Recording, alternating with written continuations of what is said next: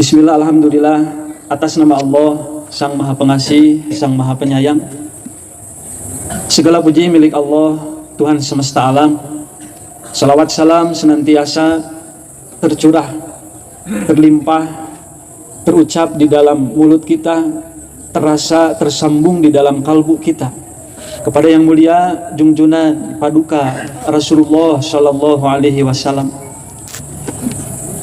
Atas karunia Allah, alhamdulillah, bersyukur hati kepada Allah atas kemewahan, atas anugerah, atas limpahan kehidupan yang Allah berikan kepada kita, sehingga tak henti di malam sampai subuh, bahkan sampai pagi hari ini, mulut kita semua, lisan umat muslim di seluruh penjuru dunia mengucapkan takbir sebagaimana perintah Allah di dalam Al-Quran, litukabbirullah, mengagungkan Allah Subhanahu wa Ta'ala, yang mana kita didik kepada anak cucu kita ketika kita bertakbir tidak hanya sebatas basa-basi, tidak hanya sebatas membunyikan, dan tidak sebatas menyuarakan lafaz takbir Allahu Akbar, tetapi sejauh mana hati kita merasakan betapa payah, betapa tak berarti dan tak berdaya diri ini di hadapan Allah, di hadapan kebesaran Allah, yang mana jika diibaratkan mungkin laksana debu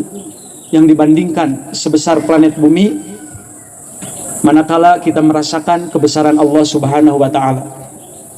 Hadirin jamaah sidang Idul Adha yang dimuliakan Allah Subhanahu wa Ta'ala, perkenankan pada kesempatan ini saya menyampaikan beberapa hal di dalam khutbah Idul Adha yang mungkin berkaitan dengan ibadah Idul Kurban, ibadah haji, dan beberapa hal yang harus diteladani dari Kanjeng Nabi Ibrahim alaihi salam.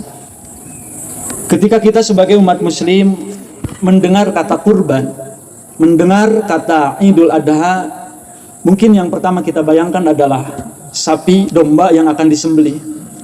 Maka tentu pemahaman kita sebagai umat muslim tentu harus meningkat, bahwasanya ketika kita mendengar kurban tidak sedangkal ataupun tidak sesempit menyembelih hewan yang diperintahkan. Tetapi Al-Quran di dalam surah Al-Imran dikatakan bahwasanya Al-Quran ini banyak kisah, banyak perumpamaan, banyak isyarat, banyak simbol-simbol yang tentu harus kita maknai, agar ketika kita menjalankan peribadahan tidak sebatas secara simbolik, secara ritual kita jalankan tanpa memahami apa maqasidus syar'i ataupun tujuan daripada peribadahan. Para alim ulama mengatakan bahwasanya segala ibadah ritual, segala bentuk peribadahan kepada Allah merupakan metode, merupakan disiplin, merupakan alat untuk mencapai tujuan. Maka secara hakikat, syariat yang kita lakukan tentu mempunyai tujuan. Di antara tujuannya adalah mendekatkan kepada Allah, sehingga dinamakanlah Idul Adha, yakni kurban yang berasal dari kata qarib, yang mana di antara tujuannya adalah mendekatkan diri kepada Allah Subhanahu wa Ta'ala. Di dalam surah At-Taubah 36 Allah berfirman, Bismillahirrahmanirrahim, Inna iddatash syuhuri 'indallahi 12 syahran fi kitabillah yauma khalaqas samawati wal ard minha arba'atun hurum. Allah informasikan kepada kita sebagai umat muslim di dalam firman-Nya, di dalam kitab suci, bahwasanya bilangan bulan di dalam satu tahun terdapat 12, yang dimana 12 itu ada 4 yang dimuliakan oleh Allah, yakni diantaranya adalah bulan Dzulhijjah. Kurang lebih saudara kita, sahabat kita di tanah suci berjumlah 1,5 juta pada malam kemarin di hari Arafah telah melaksanakan puncak daripada ibadah haji. Secara simbolik praktek Arafah ketika wukuf adalah berdiam diri. Arafah berarti arafa ya'rifu ma'rifatan, yang artinya mengenal. Maka secara simbol jamaah haji wukuf berdiam di padang Arafah, menandakan secara hakikat ketika diri ini Arafah, ma'rifat, mengenal kepada Allah Subhanahu wa Ta'ala, maka puncaknya adalah berdiam, sukut. Karena ketika kita bersyahadat, bersaksi, berjumpa, menyaksikan zat Allah Subhanahu wa Ta'ala, tidak bisa lagi diungkapkan dengan kata-kata. Hadirin sidang Idul Adha yang dimuliakan oleh Allah Subhanahu wa Ta'ala, sedikit mengulas tentang kurban. Allah Subhanahu wa Ta'ala berfirman di dalam surat Al-Hajj ayat 37, A'udzubillahi minasyaitonirrajim. La yanalallaha luhumuha wala dima'uha walakin yanaluhut taqwa minkum. Ketika kita berkurban, maka Allah mengatakan, yang sampai kepadaku bukan dagingnya ataupun bukan darahnya, tetapi yang akan sampai kepadaku adalah ketulusanmu, adalah keikhlasanmu, adalah ketakwaanmu ketika engkau berkorban untuk menebar manfaat terhadap sesama.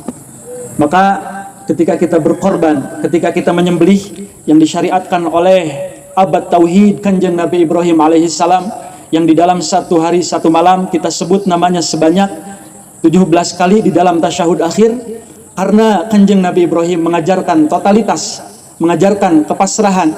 Manakala Al-Quran ketika kita baca, di antara daripada isi Al-Quran adalah Qissatul Anbiya, yakni kisah-kisah para nabi. Lalu apakah cukup ketika kita membaca Al-Quran hanya menjadi bahan bacaan? Maka bagi orang yang bertafakur, bagi orang yang berakal, yang Allah katakan di dalam Al-Quran, sesungguhnya kisah-kisah para nabi zaman dahulu bukan hanya sebatas dongeng semata, tetapi bagaimana engkau mampu memaknainya yang diaplikasikan untuk diri kita di dalam kehidupan sehari-hari. Di antara hikmah ketika Kanjeng Nabi Ibrahim alaihissalam mengajarkan kita total surrender, kepasrahan total. Wala tamutunna illa wa antum muslimun wa ana minal muslimin. Kanjeng Nabi Ibrahim alaihissalam telah mencontohkan ketika kurban itu adalah simbolik, tidak sebatas kita menyembelih secara ritual, tetapi kita harus sampai ke makom Ibrahim. Bukan sebatas sosok, tetapi kualitas diri kita yang senantiasa berusaha meningkatkan kepasrahan yang dimaknai di dalam ajaran kita adalah Islam.